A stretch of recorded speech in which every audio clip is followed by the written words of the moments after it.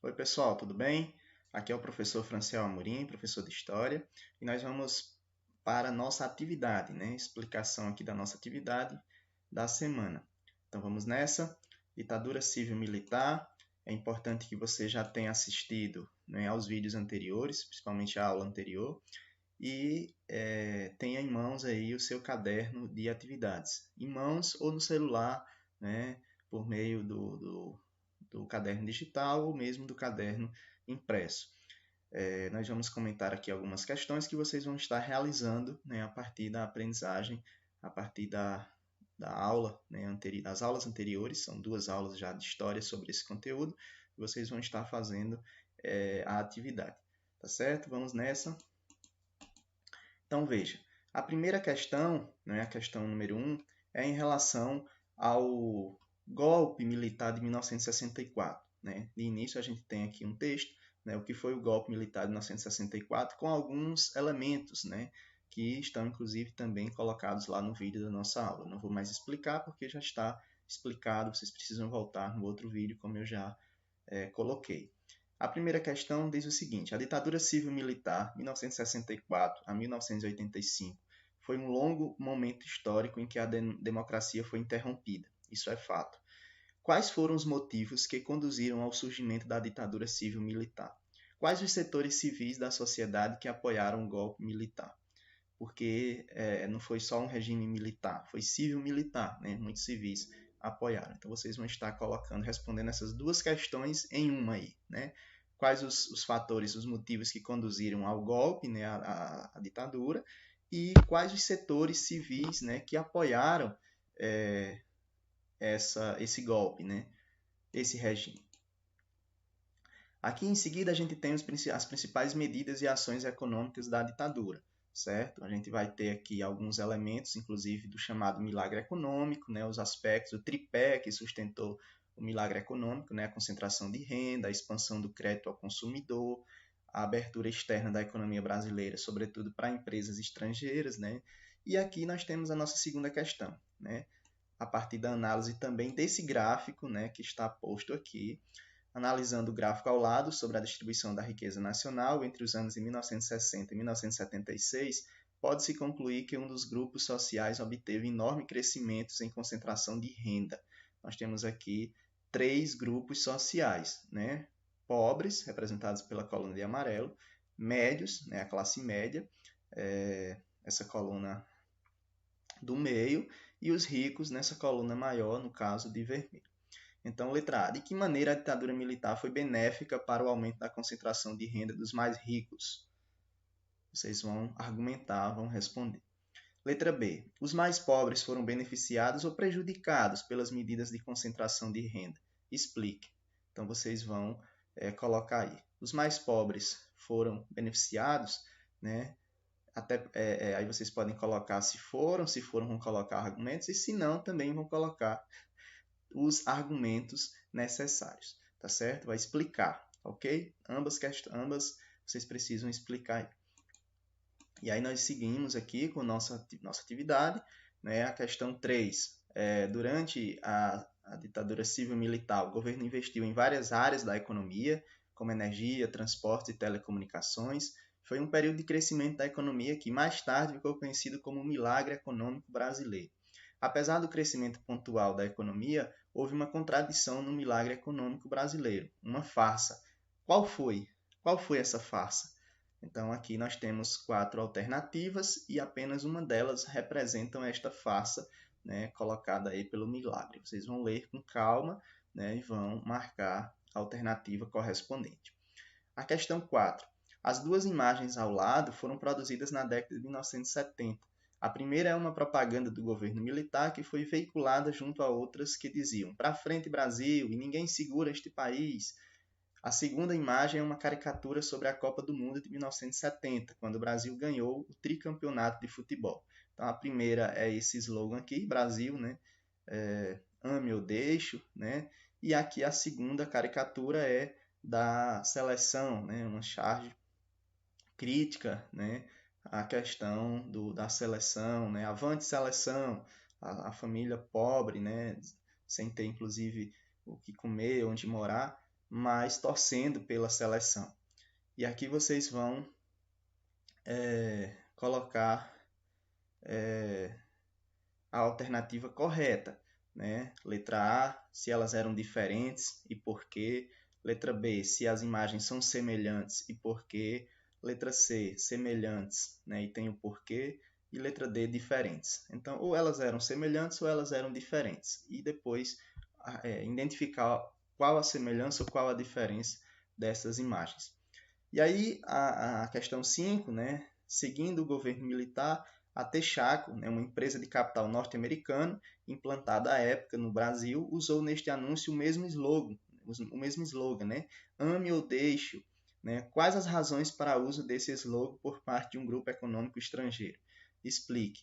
Então, vocês vão voltar lá no terceiro tripé, né, do milagre econômico, que é sobre a abertura, né, do mercado às empresas estrangeiras, né, e vão entender por que uma empresa estrangeira, no caso norte-americana, utilizava do mesmo slogan do governo. Né? Por que ela utilizava esse slogan? Né? Por que ela foi beneficiada de algum modo por essa política econômica dos militares? Ou simplesmente ela estava sendo prejudicada e só estava usando o slogan do governo para poder fazer média com o governo ou para, né, seguir as ordens do governo? Será? Ou ela foi beneficiada economicamente, ou ela estava sendo beneficiada? Né? De que maneira ela chegou no Brasil? Por que medida? Né? Então, vocês vão estar buscando esses argumentos no milagre, né? No tripé da chegada, né? Da abertura às empresas estrangeiras, né? No Brasil. Aqui nós temos algumas informações sobre o modelo político dos governos militares, né? Aqui alguns aspectos que também na aula foram retratados. Né? Na época dos militares não havia corrupção, será mesmo? E aí nós temos aqui um texto, né, de um historiador, de uma pesquisa em história, um livro chamado Estranhas Catedrais, as empreiteiras brasileiras e a ditadura civil-militar. Na aula anterior foi colocado que a partir dos atos institucionais, a partir das medidas militares, não havia justiça. Né? O próprio tribunal, o próprio Superior Tribunal de Justiça, né, o Supremo Tribunal Federal foram fechados, né, em certo momento pelos militares. Então não havia justiça, não havia quem fiscalizasse, né, investigasse crimes, por exemplo, de corrupção. Então, para muita gente não havia corrupção, né, mas também é preciso colocar que não havia justiça. Né, e aí eu acho que esse texto ele vem, né, colocar justamente esses aspectos históricos aí. E aí vocês vão ler o texto com calma, né? E aqui nós temos a questão 6, né? Porque muitas pessoas afirmam que bom era no tempo da ditadura, que não existia corrupção. Por que foi criado esse imaginário, né, de que na época da ditadura não havia corrupção? Tá? 7. Quais são as comparações que o autor faz entre a atuação das empreiteiras no período ditatorial e no regime democrático? Né? As empreiteiras no regime democrático, inclusive nos últimos anos, né, se deflagrou aí muitos casos de corrupção, muita investigação que foi realizada, né? E aí a investigação, a justiça pôde atuar. Mas na época da ditadura militar, a justiça pôde atuar, né? Algumas questões aí que vocês precisam refletir para responder. Né, comparando a atuação das empreiteiras no período ditatorial e no período democrático. A questão 08. Né, o que você pensa da seguinte afirmação? Um governo autoritário é mais capaz de controlar a corrupção do que uma democracia. O que você pensa sobre isso? Quais são os mecanismos mais eficientes para combater a corrupção?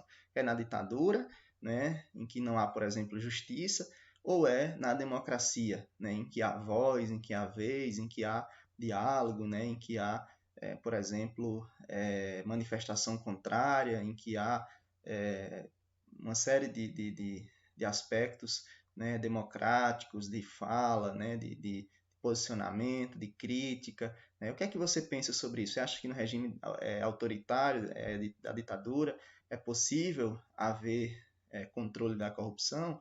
Né? Por quais mecanismos? Né? Quais as liberdades, por exemplo, para se investigar ou para ser investigado?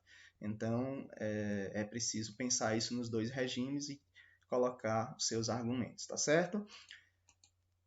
Aqui nós temos agora algumas informações, né, um resumo, na verdade, dos 5 primeiros, né, dos 5 AI-5, né, ou seja, dos 5 atos institucionais, né, do AI-1 até o AI-5.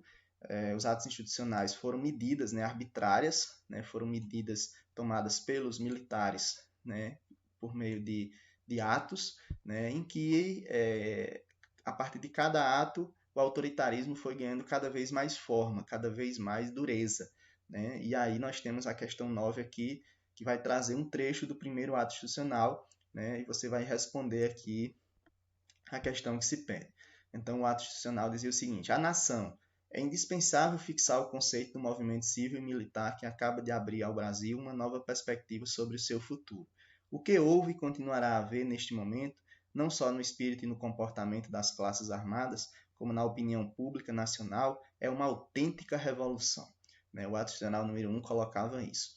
Aí, em sua opinião, por que os militares denominaram a ditadura civil-militar que se iniciava no Brasil a partir de 1964 de revolução? Por que eles nomeavam de revolução? Né? Dá para colocar, aí vocês precisam dar uma pesquisada sobre o conceito de revolução. Né? O conceito de revolução traz mudanças radicais, profundas, na raiz, né, de situações, de problemas. E nesse caso aqui, a gente vai ter mudanças, né, no sentido de uma revolução, de uma mudança na estrutura do país, né, do ponto de vista econômico, do ponto de vista social, né, quais as mudanças profundas que o regime militar vai trazer, né, sobretudo as mais benéficas para a população. Elas vão existir de fato, né, ou será mesmo uma farsa, ou será mesmo só, né, uma política autoritária, né, e que, na verdade, vai dar continuidade, né, às mesmas classes dirigentes, econômicas que já existiam. Então, vocês vão estar pesquisando isso daí, refletindo, né, e colocando por que os militares propagandearam, né, fizeram propaganda da ditadura como uma revolução. E aqui, né, na questão 10, a gente vai ter um trecho do 5º ato institucional, o AI-5. Né? O artigo 2º, né, que vai colocar que o presidente da República poderá decretar o recesso do Congresso Nacional, das Assembleias Legislativas, das Câmaras dos Vereadores, por ato complementar, em estado de sítio ou fora dele, só voltando os mesmos a funcionar quando convocados pelo presidente da República. Ou seja, o presidente da República fechou e ele decidia quando queria abrir, se quisesse abrir de volta as instituições democráticas, né, legislativas, né, do Congresso Nacional, das câmaras legislativas, das câmaras de vereadores. E o artigo 5 colocava: a suspensão dos direitos políticos com base neste ato importa simultaneamente em a cessação de privilégio de foro, suspensão do direito de votar e de ser votado, proibição de atividades ou manifestação sobre assunto de natureza política, aplicação, quando necessária, das seguintes medidas de segurança: liberdade vigiada, proibição de frequentar determinados lugares, domicílio determinado. Artigo 10. Fica suspensa a garantia de habeas corpus nos casos de crimes políticos contra a segurança nacional, a ordem econômica e social e a economia popular. Então, qual a relação entre a ditadura militar e a violação da cidadania democrática? Com base no texto, justifique por que o AI-5 é considerado como a imposição mais dura do regime militar à sociedade brasileira.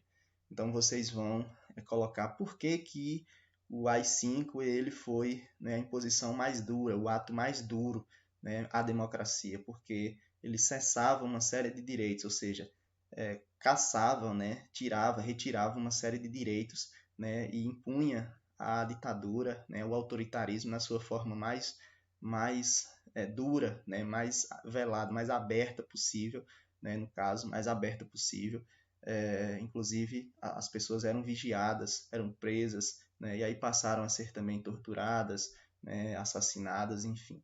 Então, vocês vão estar argumentando esses aspectos, colocando por que, né, esse ato institucional ele é considerado o mais duro, né, da ditadura civil-militar. Ok? Então, é isso daí. Nós ficamos por aqui. Respondam à atividade. Qualquer dúvida, vocês podem estar buscando, né, auxílio no plantão pedagógico, né, o professor do plantão pedagógico, em relação às dúvidas, às questões pertinentes aí à atividade.